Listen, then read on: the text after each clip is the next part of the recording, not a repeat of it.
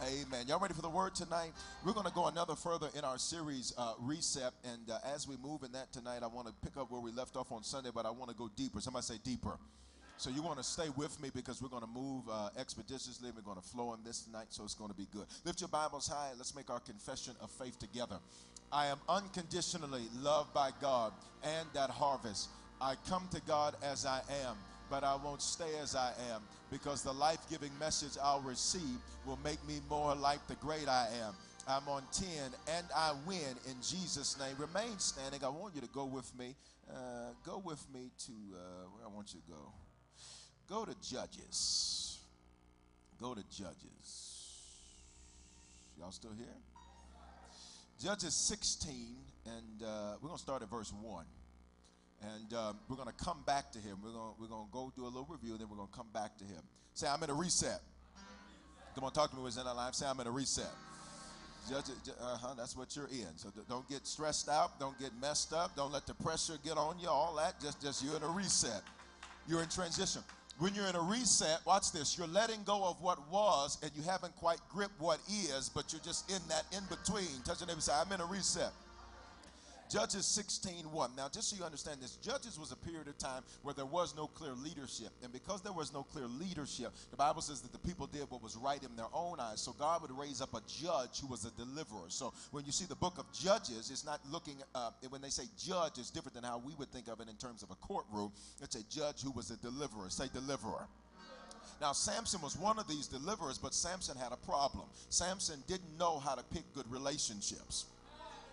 Judges 16:1. Now, Samson went to Gaza, and he saw a harlot there. What Wednesday is this? Fourth Wednesday? Oh, okay. All right, but the gloves might come off a little bit. Now, watch this. He went to Gaza, and what did he see? A harlot. Now, that's just nice Bible talk. Look at your neighbor and say, you know what he's saying.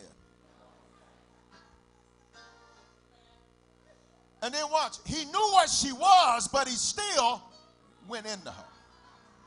How many times do you have friendships, relationships, this and that, where you already know what you're dealing with, and you still sit up and act like you don't? He knew what she was, and you can't turn one of them into no housewife. When the Gazites were told, Samson has come here, they surrounded the place and lay in wait for him all night at the gate of the city. They were quiet all night, saying in the morning when it's daylight, we're going to kill him. Now watch this. Because he doesn't pick good relationships, he's out of position, he's out of place, and he's set himself up to be murdered. Because watch this, you think it's just limited to that bad friendship or that bad relationship or that bad dating scenario, but you didn't realize it's affecting other areas of your life. Verse 3, and Samson laid low until midnight. Then he arose at midnight, took hold of the doors of the gate of the city at 2 gateposts, pulled them up, bar and all, pulled them up on his shoulders and carried them out to the top of the hill that faces Hebron. Now, look at verse 4. Now, touch your neighbor and say, escape that time. And then here's the bomb. I'm going to drop a bomb on you. Afterward, it happened. Look at how fast he moves. He ain't had no time to heal, no time to pray, no time to get his stuff together, no time to refocus, no time to. Afterward, it happened. Now, he just left her house. Afterward, it happened that he, watch this, he loved the woman. Watch this, when he was in a valley.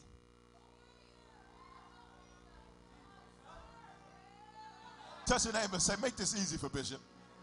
If y'all don't make this easy, this will set you free from some stuff. Now, he loved the woman in the valley of Sorek, and her name was Delilah. Now, watch this, watch this. Sorek means the valley of choice, which meant the Bible is conveying to us that Samson, while he was very good at being strong physically, he was very weak at picking good people to have around him. And it doesn't matter how strong you are as an ox if you keep picking asses to be around you. Now, If you don't know what I'm talking about, you understand it right. Now, here's what Delilah means. Say, what does that mean, Bishop?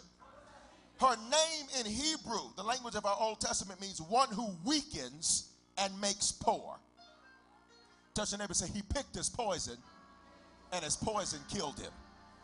Father, speak to us tonight in this reset that we would pick good, right relationships to reset in our lives. It is in Jesus' name that we pray. Somebody shout hallelujah.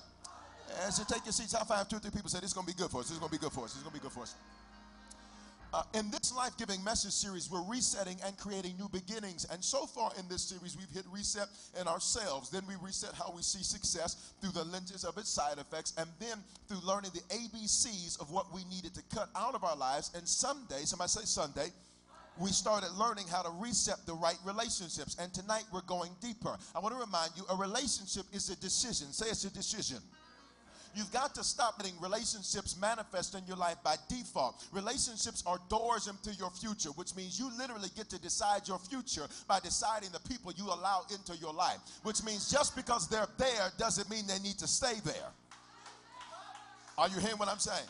Now watch this. It's a perpetual connection, association, or involvement. And we learned this, that we only reset the right relationships because some need to be left, which quickly brought us to the first point of the message. Does that relationship need to be reset? And I ask you this question. Why does this relationship exist? Have you ever sat back and asked yourself the question, why does this relationship exist? Now remember, we're not just dealing with this from a romantic context or a marital context or a dating context, but we're dealing with it from a very global context, meaning all relationships. Say all relationships. You have to ask, why does this relationship exist? Don't waste time in relationships without clarity. The question is, what are they supplying me and what am I supplying them? Because if there is not mutual supply, one of us is a parasite. I'm going to say it again. If there is not mutual supply, one of us is a parasite. It can't just be take. You know why? Because eventually you'll have nothing else to give. And that's why some of you can't even give God praise, because you didn't gave everybody else everything that you should have gave to God. You can't even give God faithfulness because you didn't gave it to an ass that you didn't deserve it in the first. Now, so I'm clear when I say ass, I'm not cussing. I'm Deuteronomy 22:10. You know we getting there. I told you I'm going to throw that message. I'll be preaching about communion, and I'm going to find a way to get Deuteronomy 22:10 in there. Now, Ephesians 4:16 describes relationships as joints that are supplying something. And in your body, we learned this. When a joint is toxic, it develops arthritis. Watch it. When a joint is toxic, it develops arthritis. Watch it. When a joint is toxic, it develops arthritis. Watch this. They don't go bad on their own. They got toxic because of infection. Watch this, which means it's not enough. I've said this a million times. I'm going to say it a million times. It's not enough to just know the people you're in relationship with. You need to know who they're in relationship with, because something is being transferred and transmitted to you from people you're not even around. You're not hearing what I'm saying. Folks that you don't even talk to are affecting you, because you got friends that go around other crazy folk who then come around you, sit up in your house, sit at your table, eat your food, and now they're affecting you. Watch this, watch this. When a joint is toxic, it develops arthritis in the human body, which is when the body attacks itself. And in your life, the natural is painting us a spiritual principle. You'll self-destruct if you have bad joints. And this is why people stop coming to church faithfully, stop praying, stop giving, stop caring about what the Bible says, stop serving, go back or pick up bad habits. Why? Because they got bad joints in their life. But you want to look at your neighbor and say, not me anymore. Try that other neighbor that's going to speak life into you. Say, not me anymore. No, because when I hit reset, I'm looking forward to getting some arthritis up out of my life. I'm looking forward to getting rid of some bad joints out of my life. That might be your cousin, might be your uncle, might be your aunt too, might be your mammy. But at the end of the day, if the joint ain't good, the joint ain't good. You're wasting time. We learned on Sunday, if you're trying to reset with the three personality types described as the following animals in the Bibles. What were they, church? Asses, dogs, and pigs. Now, that could be dating, marriage, friends, family, relatives, and we talked about that. Deuteronomy 22:10, King James Version says, thou shalt not plow with an ox and an ass together. An ass, we learned, is a metaphor for a stupid person, place, thing, or idea. And I said this to you, but I want to go over it again because I want you to see it in Samson's life. So we're doing the review, but I want you to see what happens to somebody who thinks they know better than God. Because let's be honest, we all have sat up and watch this. You have prayed and then got the answer, and then be like, well, You ever said, Lord, reveal if this person is for me or not? And the next day you found out they stole $400 from you. And then you're like, well, y'all not going to say nothing to me? Lord, tell me whether or not they're being faithful. And you find all kind of traces of unfaithfulness. Well,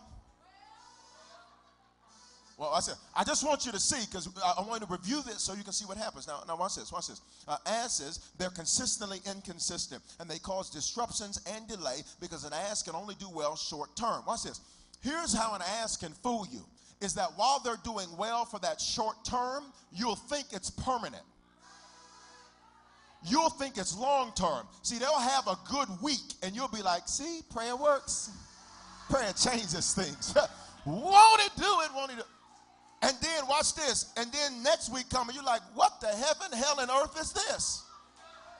And you'll start talking King James on it. What going on in my life this weekend? No witnesses. No witnesses here. You ever had somebody, watch this. A learned ass will not just do good for a week. They know it's going to take longer than that, so they'll do good for a month. And then all of a sudden it's like, we're going through this over again. I'm preaching to some people that say, I'm not going through the same stuff with the same people over and over and over again. I'm ready to make some progress in my life. I'm ready to move in the things God has ordained. And I wasn't sent just to take sides. I was sent to take over. I was born to rule, reign, conquer, and subdue. Touch your neighbor and say, that's who you are. You can't do it if you got asses yoked to you. Now watch this, watch this. An ass is present but not purposeful. They're present but not purposeful. Watch this. The Bible forbids us to plow with an ass. That means to be together with, plan with, build with, conspire to be silent about matters that should be discussed with a superior with. An ass also, just let me throw this in here. You know you're dealing with an ass because they don't respect leadership. They're the person at the job who's like, well, I don't really like this and that. You better say, oh, you better back your... Now, don't be gratuitous. I'm just touching them and say this is Bible. Now, if you don't feel comfortable, I'm a Bible preacher, so if you don't feel comfortable with the Bible calls them the ass. If you don't feel comfortable with that, you can say donkey, but I'm going to say ass. That's why we have king's kids, okay? Now watch this. Now, watch this. If they quit that which they were committed to, you'll know an ass because they're a quitter. They have watch this. Their whole life is quitting. They quit this, they quit that, they quit this, they quit that, they quit this, they quit that. They have nothing they finished. Watch this. If you have friends that don't finish, let me tell you what they're pulling you into, not finishing. Which means you're going to have to learn how to be an eagle. You know what an eagle, I feel it here. Eagles know how to fly by themselves. I'll take myself to eat. I'll take myself to the moon. I'll do me because you will not bring me down to. Touch your neighbor and say, turn down for what? Watch this. Watch this. The Bible says we shouldn't be alone with. This is what that word plow means in Hebrew. Or ignore leadership's direction with. Now that's the ass. Now here are the pigs or the dogs. Matthew 7:6. Jesus speaking. Do not give what is holy, distinct, valuable. That means your time to the dogs. That means a man of impure mind, an impudent man, when that returns to their vomit. Watch this. Watch this. If you have people in your life that are making the same mistakes that they've always made, you just found out you're dealing with a... Well, no, dog. We're on the dogs now. Y'all just wanted to say ass. Y'all just say it, Bishop. No, we moved on. We changed animals. We're on the dogs now. Do not give what is Matthew 7:6. Give them the scriptures. Okay, there we go. See? All right, whoop, there it is. Who let the dogs out? There you go. Okay, what's it? Do not give what is holy to the dogs. Now, impudent. Now, dogs there means a man of impure mind. Impudent. You know what impudent means? It means disrespectful. Watch this.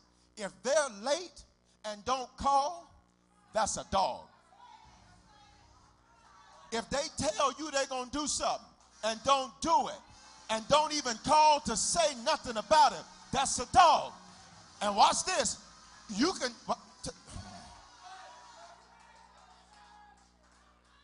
You got folk like that right now that say, I'm going to call you back in 10 minutes, call you back 2 days later.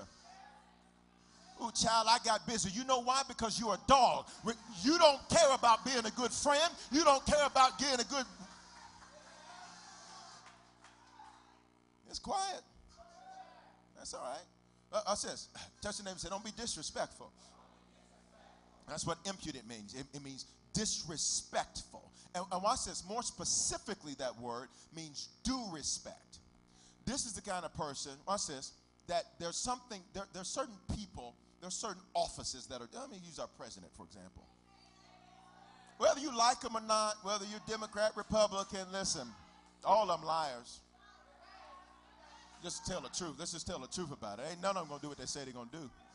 One moment they're going to build it, next moment they ain't going to build it.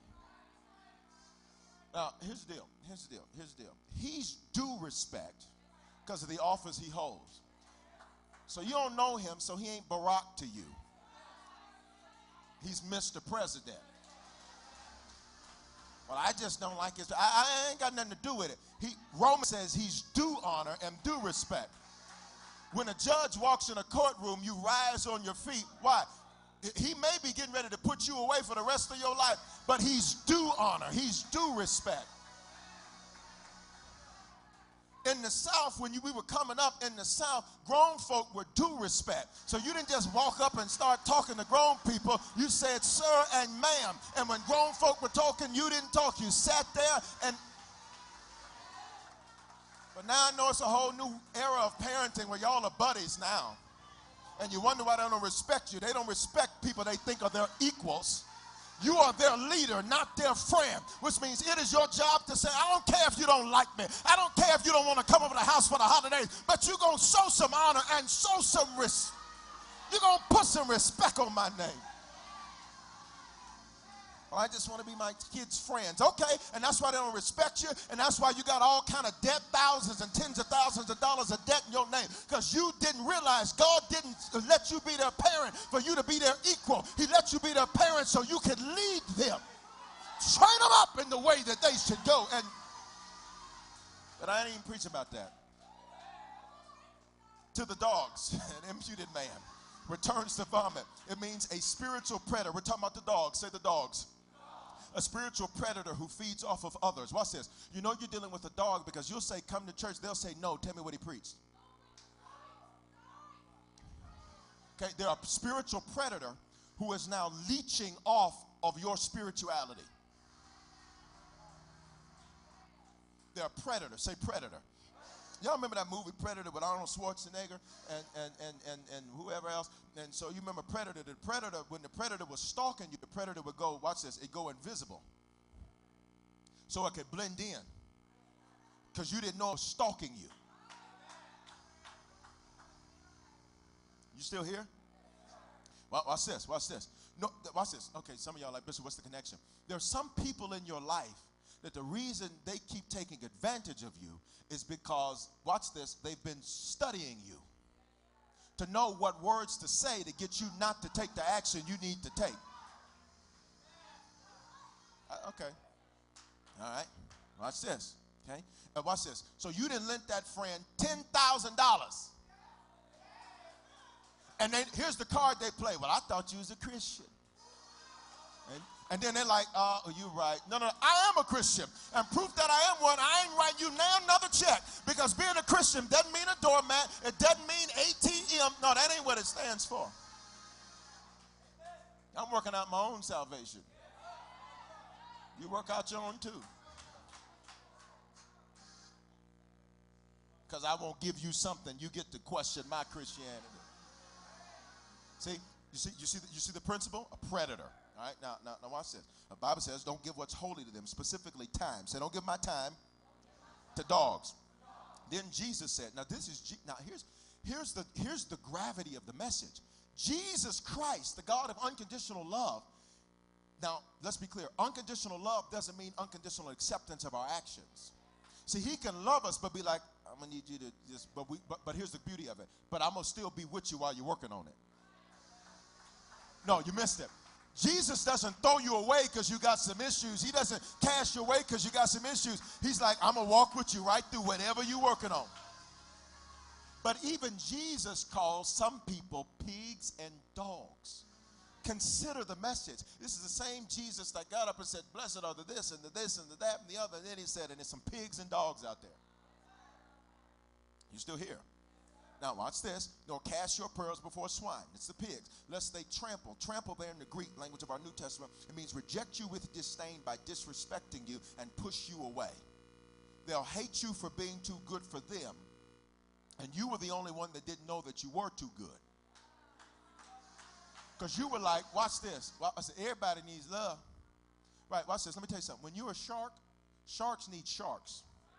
When you're a shark and you come down here messing with catfish, when you're a lion and you come down here messing with kitty cats, when you're a king or a queen and you come down here messing with court jesters. It's quiet, church. Watch this. Watch this. You know why everybody can't play in the pros? Because everybody ain't a pro. Touch your neighbor, say, but you. Say, you're at the top of your game. Say, you a pro. Say, you on 10. The best of the best. All right, which means stop messing with the rest. In every context. In every context. Now, Bishop, where's the compassion? See, you're missing the message. Jesus said, I'm not saying that the pig or the dog is going to hell. He didn't say that. Now, he didn't say they weren't, but he didn't say they were. He also didn't say, I'm not saying that somebody shouldn't love them. I'm just saying it ought not be you. And I'm not even saying you can't love them. I'm just saying don't give them none of your time. Sometimes you got to love from a distance. Watch this. It means they'll trample you. They'll reject you with disdain by disrespecting you. Here's what they'll do. Is you'll be kind of like, oh, okay, and then watch this. Then you'll get pulled in. Then once you get pulled in, because they're a pig and they know they are, but they know you don't know they are. They'll push you away and reject you preemptively before you can figure out what they are. So then they'll give you trigger words like, I just think this is going to mess up. I just think this. I just think that. They'll give you little trigger statements. And then you're like, where is that coming from? Ain't nobody even talking about that because the pig is oinking.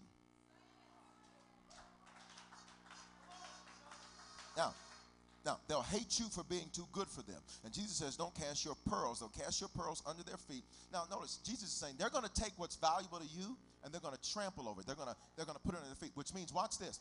This is why it takes people years to bounce back from bad relationships, bad friendships, people they were close with. This is why it takes people 5 years, 10 years. You got folks talking about stuff from a decade ago.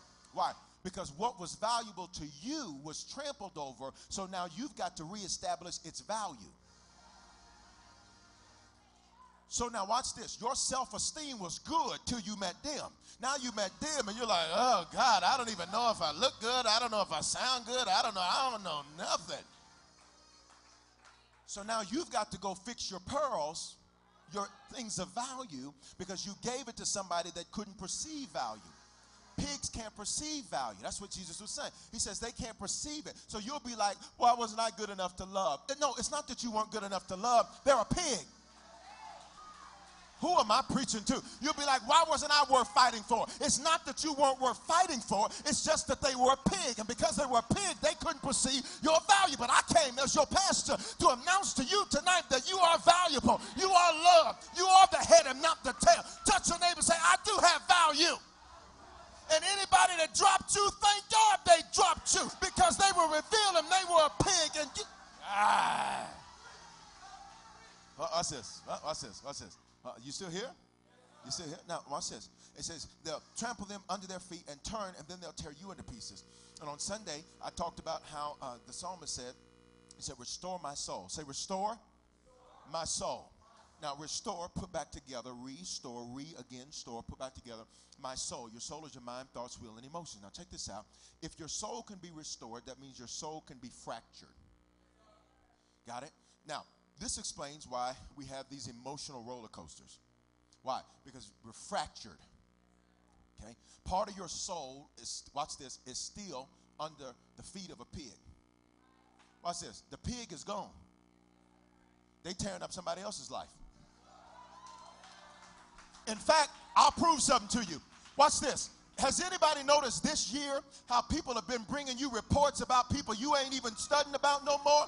And then you're like, oh my God, whoa, what happened to them? What happened to them? God said, I just wanted you to know what they would have done to you had I not dismissed them out of your life.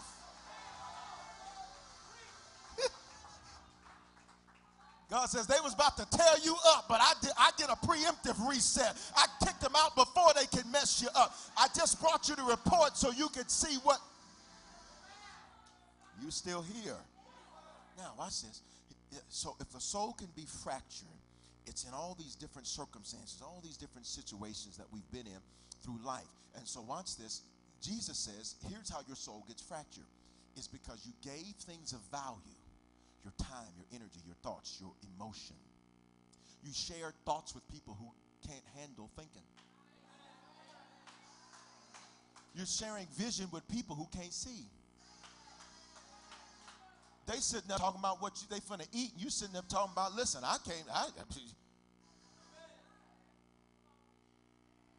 you ever been frustrated with the quality of conversations you can have with certain people?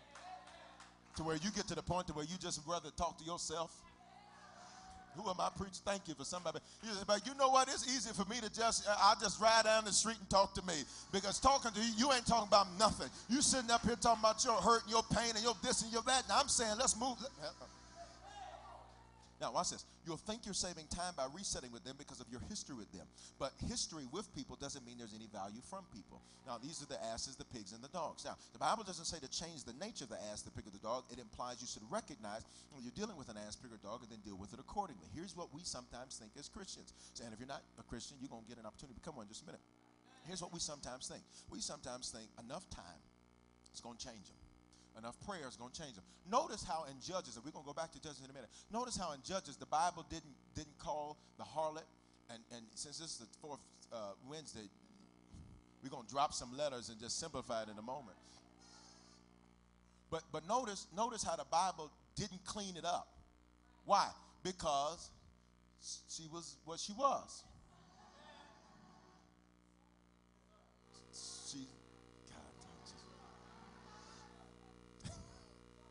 Are you here? Now, why is that significant? Because the Bible just was clear that that's what she wanted to be. So that's what she was. That's what, touch your neighbor and say, some people just want to be APDs. That's just what they want to be. The man that was sitting by the pool of healing for 38 years, watch this, in the same space. And when Jesus said, do you want to be healed? That's a yes or no question. What did he say to Jesus? He said, well, ain't nobody here to put me in the pool. Here's my problem. Well, why haven't you been? No, you missed it. Why haven't you been crawling? If you can't walk, crawl. You know why you didn't get in the pool? You didn't want to be healed. You know why? Because if you got healed, you were going to have to get some new friends. If you got healed, you were going to have to change your life. If you got healed, you weren't going to have the same excuses. Some people don't want to be better, but you. I dare you to shake your neighbor's arm like you're going to shake it off and say, I'm not one of them. The reason he sat there for 38 years is because he didn't actually want to be better. It's some folk you look at like, why won't you do better? They don't want to. Now, watch this. The question was, Bishop, we got to this point, and we're going to get to Samson, and then I think I'm probably going to be out of time. So the question was, should this relationship, why does it exist, and does it need to be reset? Say, does it need to be reset?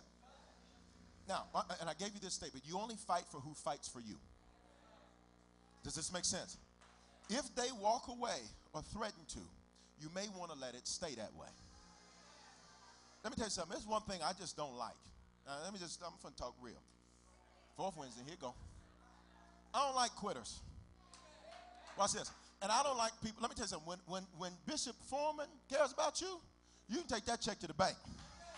Here's proof. Proof is that when I care, I'm going to say something when you. I'm going to get in your face and I'm going to say, oh, no, we got to get this together. No, that's proof of love. Watch this. For me, silence is my rejection. If I ain't got nothing to say and you already know you up out of order, all kind of. That's just me. Proof I care is, well, let me tell you the people who care about you. The people who care about you are when you're wrong, they're going to be like, look, you're wrong. And you may not want to talk to me for 2 weeks. I don't care. I love you, and I need to tell you that's not what you're saying ain't right. The way you're looking at that right. No. Touch your neighbor and say, that's love. See, if you got somebody that'll fight for you like that, those are the people you keep in your life. The people who, all right. So I don't like quitters. I don't like quitters. Okay, and people, well, bye. Well, why so and so? I don't even care why so and so. If you can quit me, deuces. No, this is Denver. Deuces is an urban colloquialism which means goodbye. You need to cut it. See, they're scissors. Now here's the point. Touch your neighbor and say, I'll fight for you.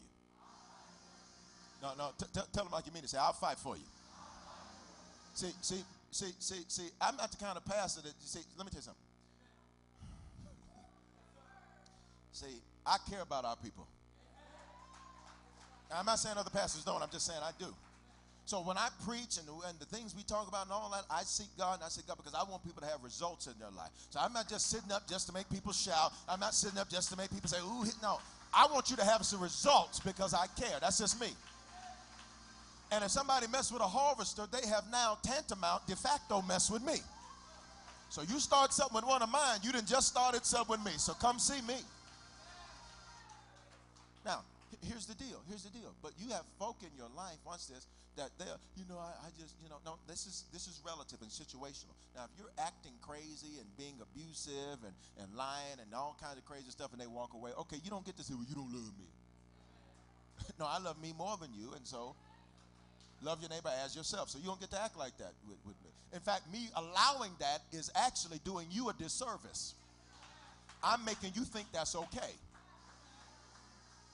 But watch this. If people just will up and quit you, you're like, watch this. If people will believe a lie about you and not even check with you, anybody ever had somebody believe somebody untrue about you? And then you heard, and they were like, but that's why I didn't really talk to you for a while. And you're like, that's why you didn't talk to me? That ain't even true.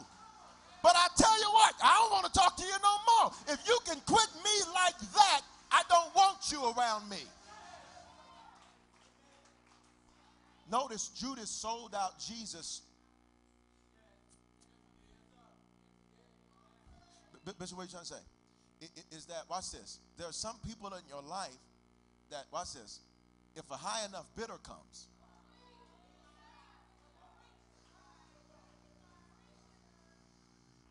the right opportunity comes. Okay, all right, let's move on. Now, I want to look at Samson. Let's look at Samson. Say Samson. Because Samson picked A, P's, and D's.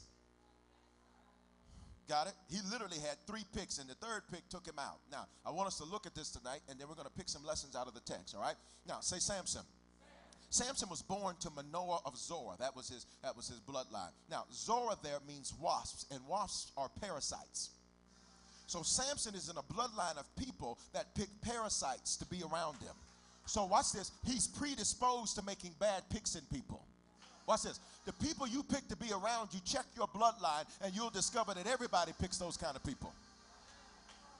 And remember, we're dealing with relationships in every context. Are you hearing what I'm saying? Now watch it. If you look in your bloodline, you'll see that certain. Okay. Sometimes people. Sometimes people,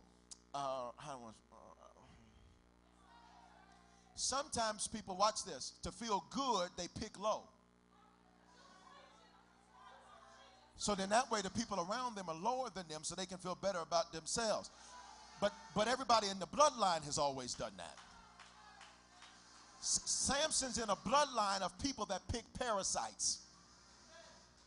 Are you here? Now here's the danger with a parasite, is that a parasite, watch this, its desire is to feed off of you. And watch this, when a parasite bites you, it normally is infecting you and injecting other parasites into you. Okay, it's quiet. In fact, if I was to teach you about a leech, The Bible says a leech, which is a parasite, and the Bible says in Proverbs that a leech has two daughters. Give me some more. A leech carries bacteria, viruses, and parasites. Watch this, from previous blood sources that may be retransmitted from person to person. It's a parasite. So watch this. Samson, although he's a strong, mighty, his name means mighty man of God. Although he's a mighty man of God, he picks parasites to be around him. It's quiet, church. When a leech bites, it releases an anesthetic to prevent the host from feeling the leech, which means you don't know they're on you until they've already started taking life from you. Watch this. It takes somebody else to identify that you even have a leech on you. I came to tell somebody, you better check your... Touch your neighbor, say, check yourself tonight. You better check your life tonight. There's a reason that you feel so tired. There's a reason that you don't have vision. There's a reason. Watch this. Watch this. They secrete an anti-clotting enzyme into the host bloodstream that messes up your blood flow, and your blood won't clot. It just hemorrhages. Are you hearing what I'm saying? Now, this is what a leech does. A leech is a parasite. Samson now is the son of parasites. He's the son of a man who picked parasites to be around him. That's what the scripture's inferring. Are you hearing me, church? Now, watch this. Here's what got me, and I read it, but I need you to hear it again. They carry bacteria, viruses, and parasites from previous blood sources, which means what they do is they go from person to person to person to person to person to person to person to person to person to person. And their whole agenda,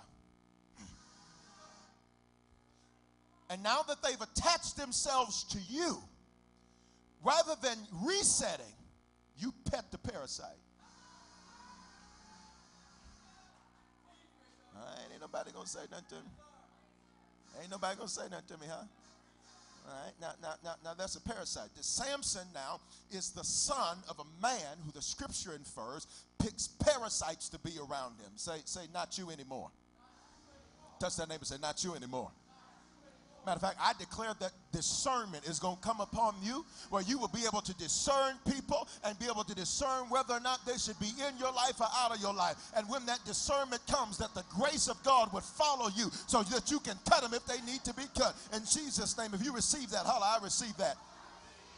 Samson, I got to finish this. I'm out of time. Samson's name means mighty, or one who serves God. But now watch this. He's mighty in serving God, but he's horrible at relationships. Being good at math doesn't mean you can speak Spanish. That's why sometimes you see certain people who are very successful in certain areas of life, and then when it comes to friends and dating and this and that and all that, you're like, God, dog. You're like, you're smart as all get out, except when it comes to that. Are you here? Now, here's Samson's first bad pick. He goes against his mother and father's desire to marry a Philistine. And Philistine, watch this, in Hebrew, it means to divide, to go through, to roll in, to cover, and to invade. And watch this, it very simply means a migrant and an invader. Now, say this was his first bad pick. Here's the definition of a migrant. This is what Philistine means. Now, it goes from place to place based on seasonality. They go from place to place based on seasonality. Okay, Jesus Christ. There are some people, watch this, that they go from friendship to friendship based on seasonality. They go from bed to bed based on seasonality. They go from relationship to relationship based on seasonality. Watch this. It means wanderer. It means transient. But Bishop, what are you trying to say? This Philistine woman that Samson picked, remember, we're talking about all relationships. In this case, it was a romantic relationship for Samson. You need to check their history for consistency. What have they done for longer than a year?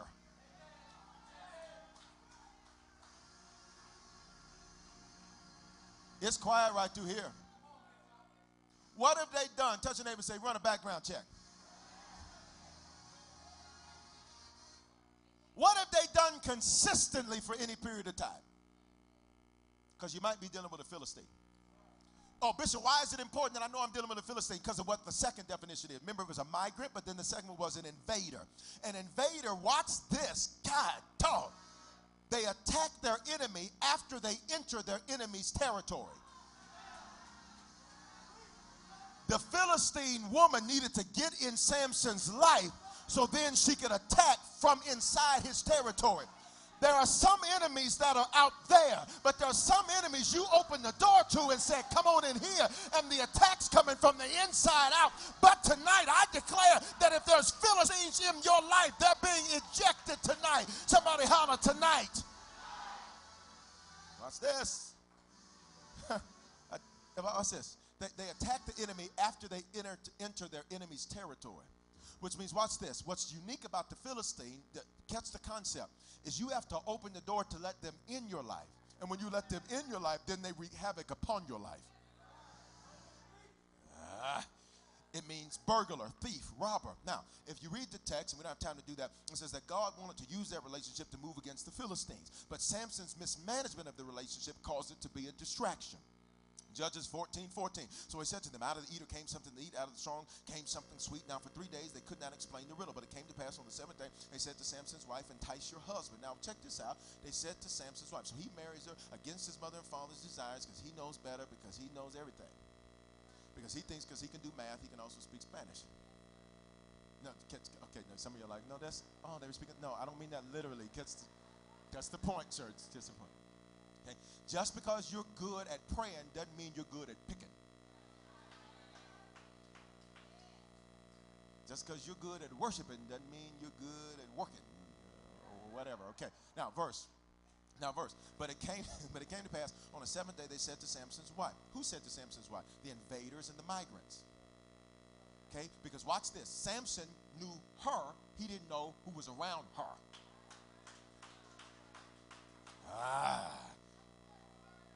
It's quiet, church. So Samson's like, why all this hell going into my house? Because of who she's around. All right, watch this. Watch this. Entice your husband and explain the riddle, or else we're going to burn you and your father's house with fire. Have you invited us in order to take what's ours? Is that not so? Verse 16, then Samson's wife wept on him and said, you only hate me. You don't love me. You pose riddle to the sons of my people, but you have not explained it to me. Now, she didn't want to know. She wanted them to know. But he was dealing with a migrant and an invader. Watch this. Watch this. Look, I have not explained it to my father and mother, so why should I tell you? He was like, I didn't tell my mom, and then what I'm going to tell you? I didn't tell my daddy, what I'm going to tell you? Now, she wept on him 7 days while the feast lasted. So for 7 days, this is where the concept of nagging came from. For 7 days, she was like, tell me. You don't love me. Tell me. I'm going to grandma's house. Girl, tell me. Now, just so that I'm clear, okay, because just for all the husbands in the room. All right, now watch this. Sometimes she's nagging because you ain't gave her vision. And you call it nagging, and she really just wants to know where we going. That wasn't the case here, though. That wasn't the case. She's just nagging. She's just nagging. But that's because he knew what she was. Now, watch this. Now, 7 days. And it happened on the seventh day that he told her because she pressed him so much. Then she explained the riddle to the sons of her people. So the men of the city said to him on the seventh day before the sun went down, what's sweeter than honey? What's stronger than a lion? And he said to them, if you had not plowed with my heifer, you would have not solved my riddle. Now, leave the verse up. So Samson says to the dudes that were around her, you said, y'all been messing with my heifer. That's what he said.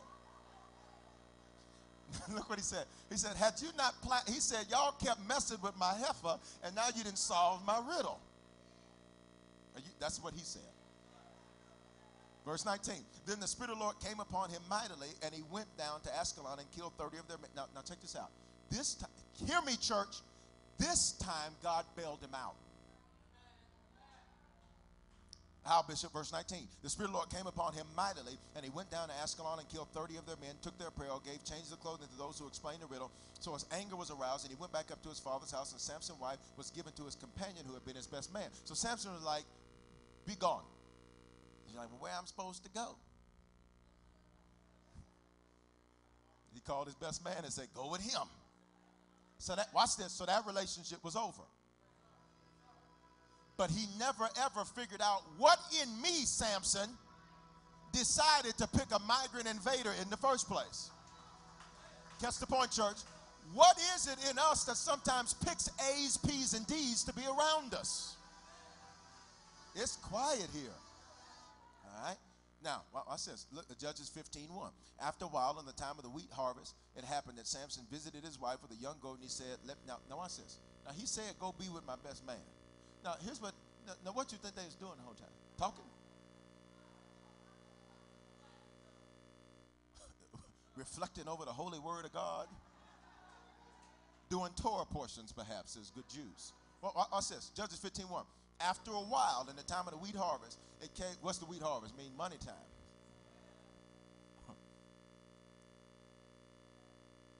You got real quiet right there. Notice how many people start the year with you when some of you get gifts from our federal government.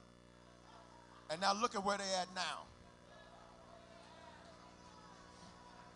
I'm just saying, for those who that applies to. After a while, in the time of wheat harvest, I got to finish. It happened that Samson visited his wife with a young goat, and he said, watch this, let me go into my wife, into her room. Now, please understand, when he says go into her, you understand, okay? Now, watch this. Watch this. But her father would not permit him to go in. Watch this.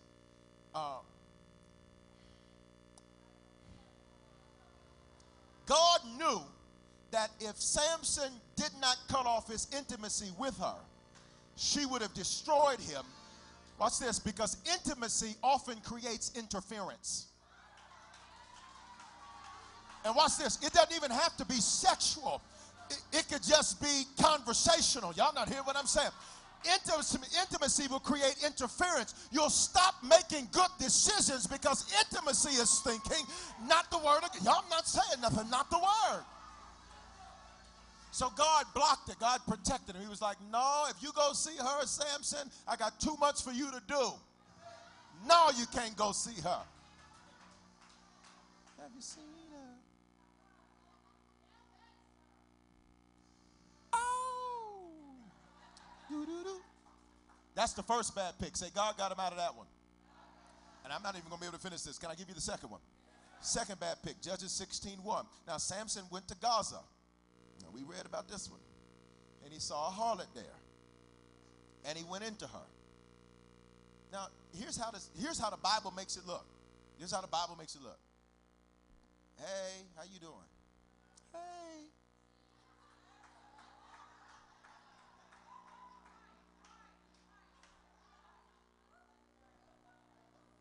Choosy lover. And then all of a sudden, he wasn't a choosy lover, evidently. He was just like, come on, let's go. I don't even know. I ain't even got to love you. Matter of fact, you can close your eyes. Judges 16. Now, what?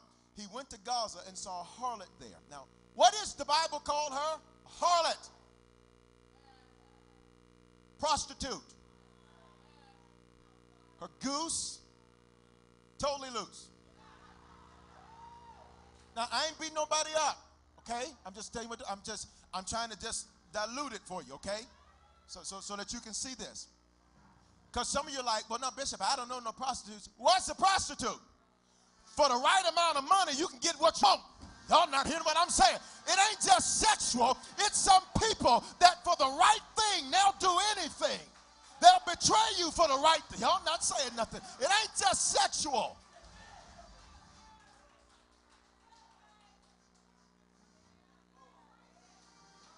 And some are worse than prostitutes. It don't cost nothing. Verse 2. And again, that's not limited to, because I want you to be able to apply this to your life. Now, I got to move. Well, it says, when the Gazites were told Samson's coming, they surrounded the place and lay in wait for him all night on the gate of the city. They were quiet all night. Now, what happened here? He's a mighty man. Got it? His name means mighty man. Say mighty man. He's a man of God, a man who serves God. His name means. He's out of position because he is now with a prostitute, which means she sees him as a client. She sees him as a trick. But and watch this. And because he's out of position, watch this, he's the judge of the land. He's on 10. But watch this. Because he's had some bad experiences in the past, he starts picking from levels beneath him.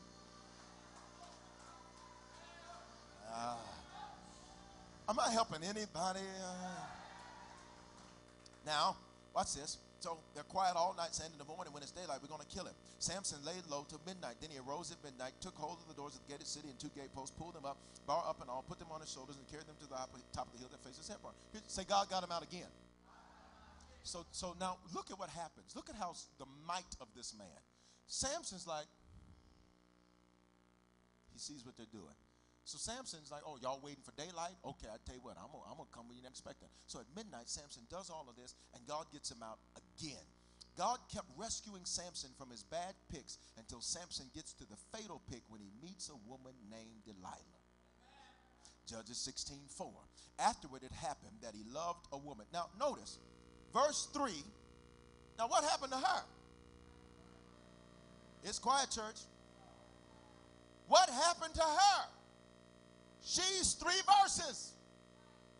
Really 1. Be careful the people you bring in your life because you're in reset. Be careful the people you bring in your life when you're in transition. Be careful the people you call when you're in pain. Be careful the people you bring close to you when you're in times of immense emotional turmoil. Let me prove it to you. You ever been kind of having an emoji moment and looked at your phone and was like, and you dialed a number that you already knew? Oh, so the whole middle section dropped out with the music. Well, come on, worship. Okay, watch this. Watch this. That's what Samson did. Samson, when he was in a low moment, he's like, but here's what he didn't realize, is that while he thought that it was an isolated incident, is that relationship was setting him up to not pay attention to Delilah. He let his guard down because he dropped his standards because he was lonely. He was lonely because here he is, a mighty man, yet he don't have no mighty woman. Because he thought something was wrong and missing, and it wasn't. Why? He was shalom. Nothing was missing. Nothing was broken. Nothing was lacking. All is well. People cannot complete you. At best, they can compliment to you and add to you. Friendships aren't 50-50, they're 100-100. Relationships aren't 50-50, they're 100-100. It's quiet, church. Judges 16:4. Afterward it happened that I got to finish, I'm out of time, that he loved a woman in the valley. Now, watch this. The Bible's literally talking, just leave the verse up for a moment. It's literally talking about a valley, but I think that there's a greater philosophical and theological context for naming the place. The Bible didn't have to say that. It just said that he met a woman. Why did it say where he met the woman?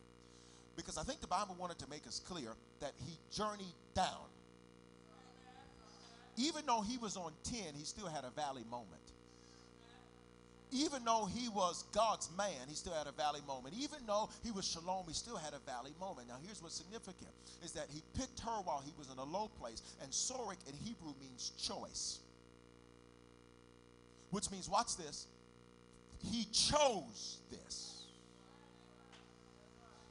He had all of the information he needed, and he still chose. Have you ever had all the information that you needed and you still made the wrong choice? Can anybody be honest? We've all done it at something. Maybe it wasn't friendships or relationships, but we all did it. But I need to announce something to you. That was then. This is now. Why? You're hitting reset. Touch your neighbor and say, I'm hitting reset. Hit reset, hit reset, hit reset. I need my reset button. No, watch this. He picked his future when he poorly picked who he was in relationship with. And notice how quickly he moved from relationship to relationship. And when you move too fast, you'll always make bad picks in every relationship type. Touch your neighbor and say, slow down. How are you calling somebody your best friend and you've known them for 14 minutes?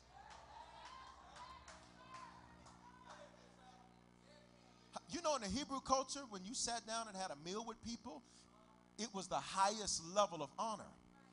So watch this, watch this. Be careful when you just out eating casually with folk, because in the Hebrew culture, you have to work up to that. If we shared a meal, this is serious business here. This is a big deal here. Got it? Because I let you in my presence. And not just my presence, but I let you see me. I let you in my private quarters. Now, watch this, watch this. I got to wrap this up. Verse 5. Am I helping anybody? And the lords of the Philistines, verse 5, came up to her. There they go again. What does that mean? He never learned the lesson. So what did he have to do? Repeat it. Some of the people in your life are repeat tests. Ain't nobody going to say nothing to me. Who came to her? The Philistines. They came up to her and said to her, entice him. Doesn't this sound like the thing they told the first girl? Watch this. Because Samson thought it was different. Samson thought, this is new. Reset. But the problem is the enemy behind who wanted to take Samson out was the same. What enemy is lying beneath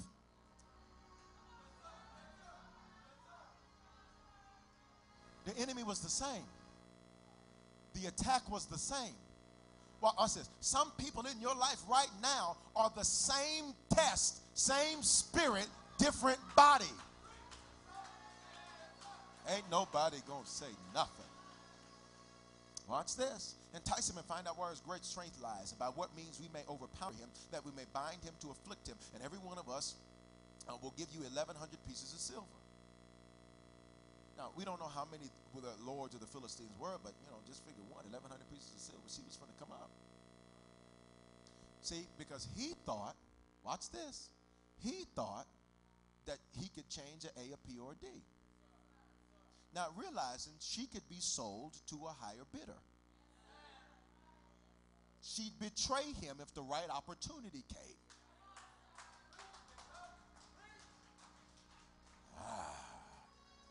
My God. So Delilah said to Samson, tell me where your great strength lies. So what does that evidently imply? She agreed. She was like 1,100 pieces per each.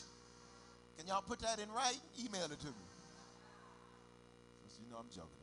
Watch this.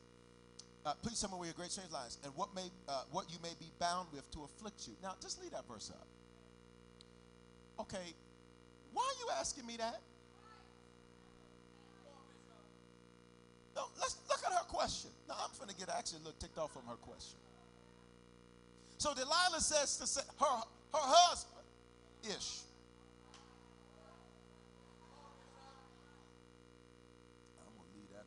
Totally alone. Tell me where your great strength lies. Okay, now that's, perhaps a fair question. Oh, you care so much about me. Oh, you want to know why I'm so strong and just got all these, hallelujah. And what I can tie you up with to afflict you.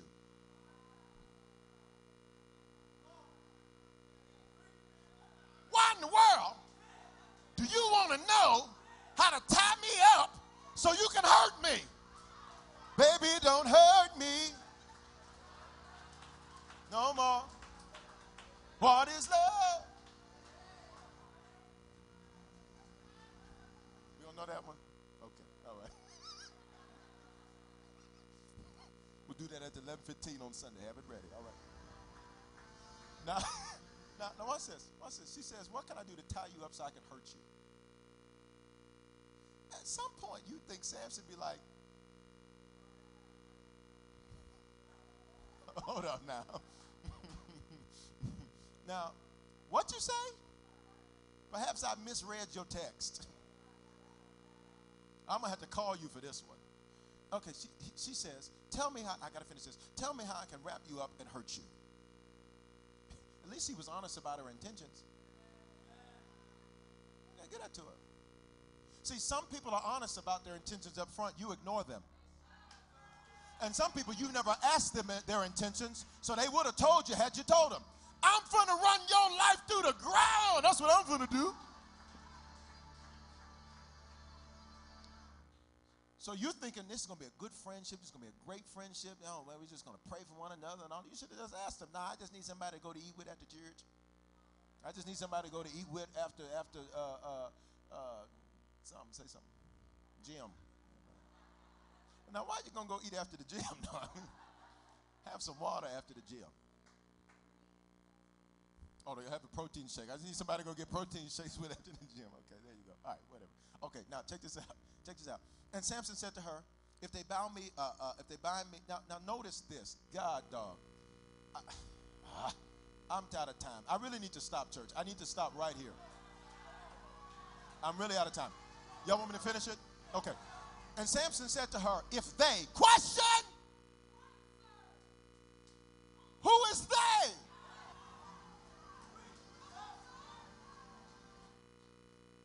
She said, tell me. He said, if they, which meant Samson knew, but he was acting like he didn't. Y'all, I'm not going to say nothing. Samson knew. Touch your neighbor and say, you already know. Say, stop acting like you don't.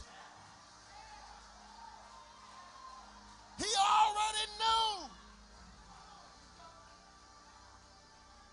There's some folk in your life, you already know disloyal. What's this? And he said, I got to finish. If they bind me with 7 fresh bowstrings, not yet dried, then I shall become weak like any other man. So the lords of the Philistines brought up to her 7 fresh bowstrings, not yet dried, and she bound him with them. Now men were lying in wait in the gut, stand with her in the room. I wonder what they was doing. Let me leave that alone. Stand with her. What she got, what business she got? A grown, supposed to be married-ish woman, stand the night, with some men's.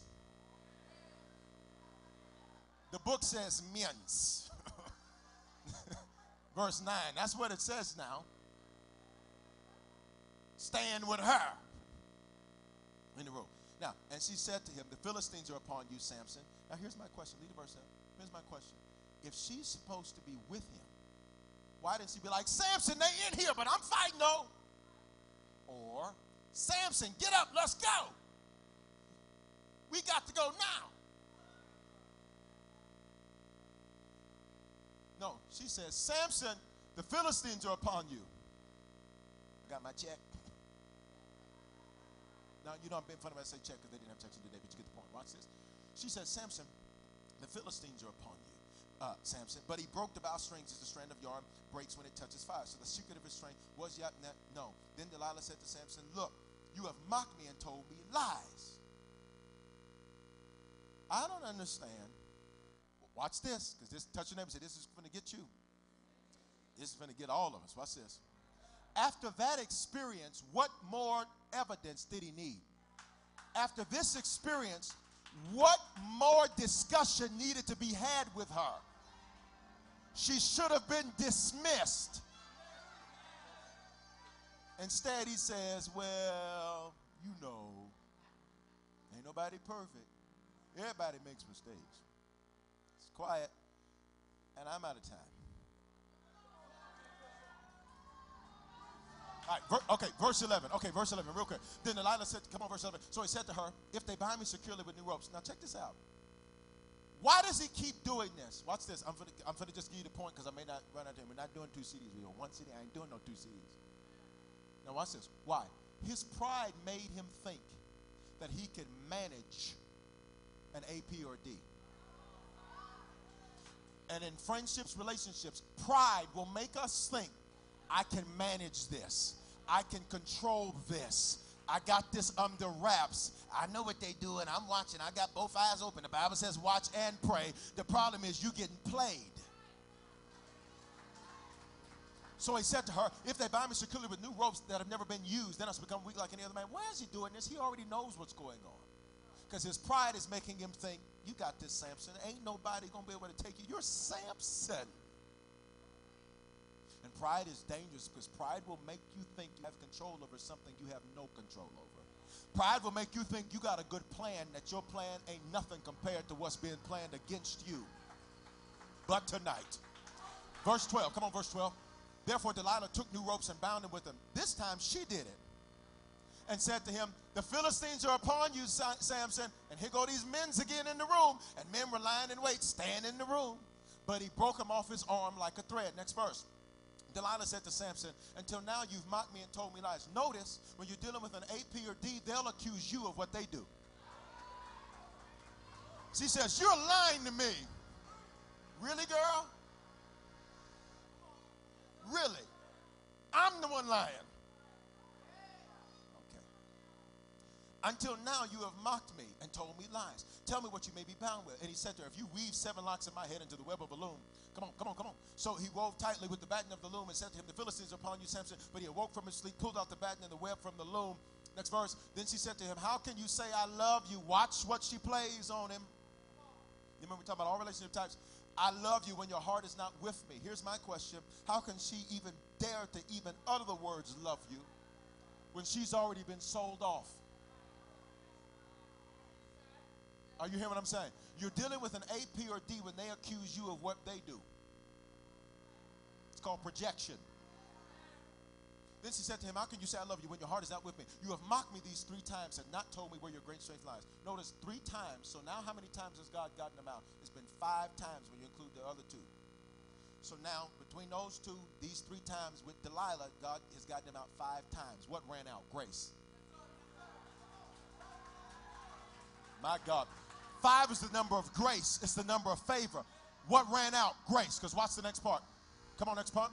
And it came to pass, she pestered him daily with her words and pressed him, so that his soul, mind, thoughts, will, and emotions was vexed to death. That he told her all his heart and said to her, no razor has ever come upon my head, for I've been a Nazarite to God from my mother's womb. If I'm shaven, then my strength will leave me, and I shall become weak like any other man. What ran out? Grace. It got quiet, church. It got quiet, church. What ran out? Grace ran out. Does that mean God stopped loving him? No. God just says, Samson, you're not paying attention. You're not getting it. You keep picking APDs. And your pride makes you think you can manage them. Next verse. When Delilah saw that he had told her all his heart, she sent and called for the lords of the Philistines, saying, come up once more. He's told me all his heart. So the lords of the Philistines came to her and brought the money in their hand. They're like, here you go. Here's payment. Come on, verse. Then she lulled him to sleep on her knee. He got lullabied and called for a man and had him shave off the 7 locks of his head. Then she began to torment. Watch this, church. Then she began to torment him. Watch this. But this time Samson thought, I'll just get up like I always do. I'll bounce back like I always do. I'll come out of this like I always do. But this time, grace had ran out. And the book says his strength left him. And what does the Bible say Delilah begins to do? Torment him. You ain't strong no more. You ain't who you used to be no more. You ain't that no more. The enemy has been tormenting somebody. You ain't this ain't gonna work, you ain't gonna do this ain't gonna work, and his strength left him. Verse 20. And she said, the Philistines are upon you, Samson. So he awoke from his sleep. Now, here's the trip. If this was Bible college, I would exegete the text in a very deep way. What does that mean? I'd extract from the text. Go back to verse 19 real quick. Can I treat you like your Bible college for a moment? Watch this. Go back to the previous verse. Watch this. Then she lulled him to sleep on her knees. So what is he? Sleep. But what is she doing while he's asleep? Tormenting him. What does that mean? She's praying against him. He's not even woke.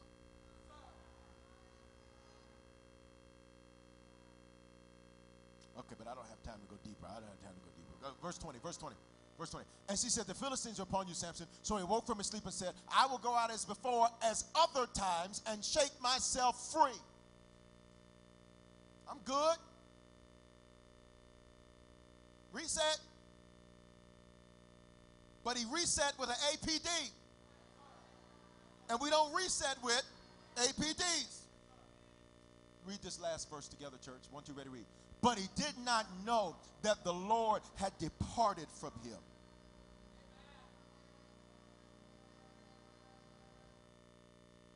Ooh-wee. Verse 21. Y'all wanted me to finish, right? Then the Philistines took him up. They plucked out his eyes and brought him down to Gaza. Gaza. You remember Gaza from the second one, which means all he did in life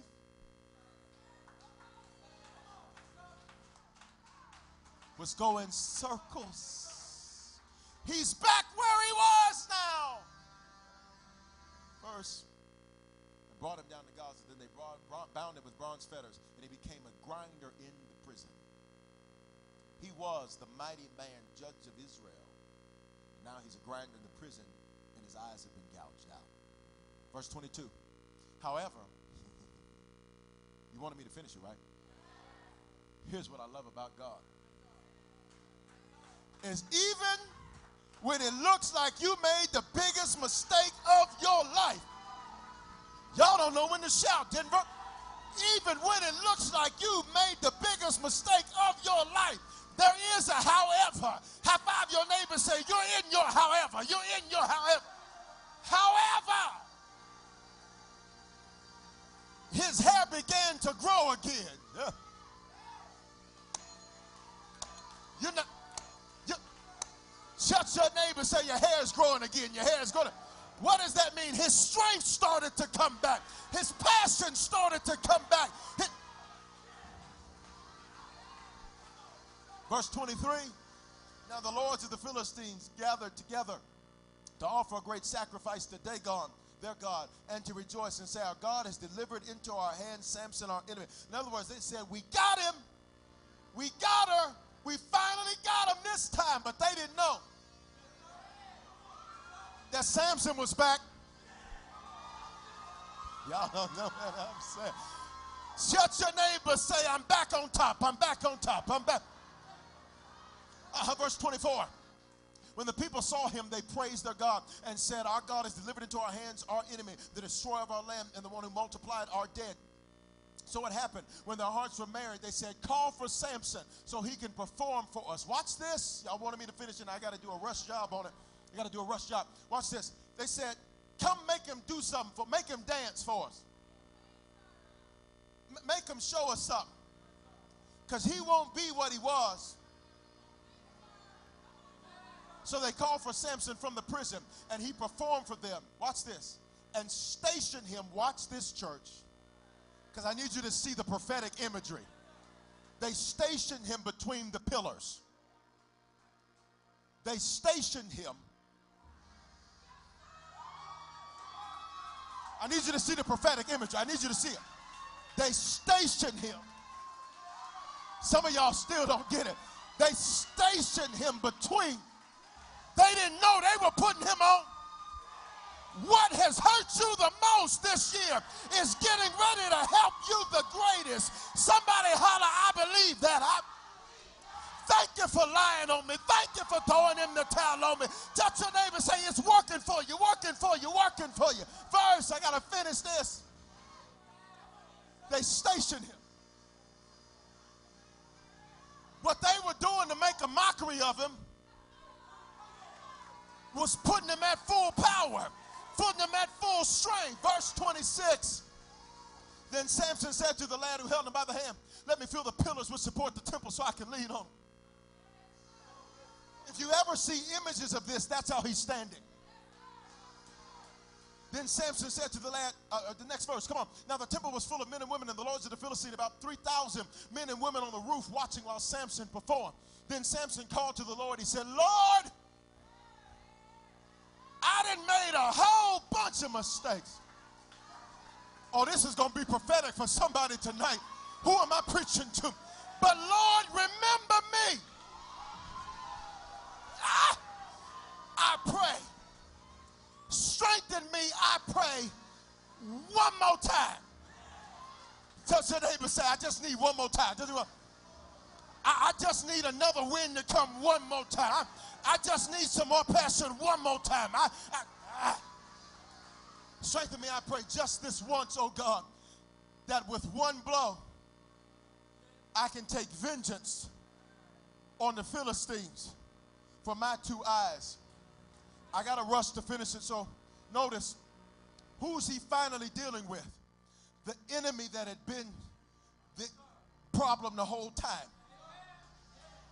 Who did he start making bad decisions for? The Philistines. Who is he finally now confronting and dealing with? Let me tell you the enemies you've been dealing with this year. The stuff that's been messing with you since you were a child. The stuff that's been against you. You're not hearing what I'm saying. Touch your neighbor and say, you're finally dealing with the real enemy. Verse. And Samson took hold of the two middle pillars which supported the temple. He braced himself against him, one on his right hand, the other on his left. Then Samson said, let me die with the Philistines. Now, you ain't doing this part. Touch your neighbor and say, now, that's not the part we're doing.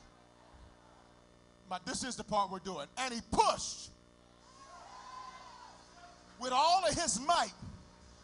He pushed through his pain, pushed through his frustration, pushed through feeling not good enough. He pushed through his issues. He pushed through his emotions. He pushed through his problems. He pushed through his money issues.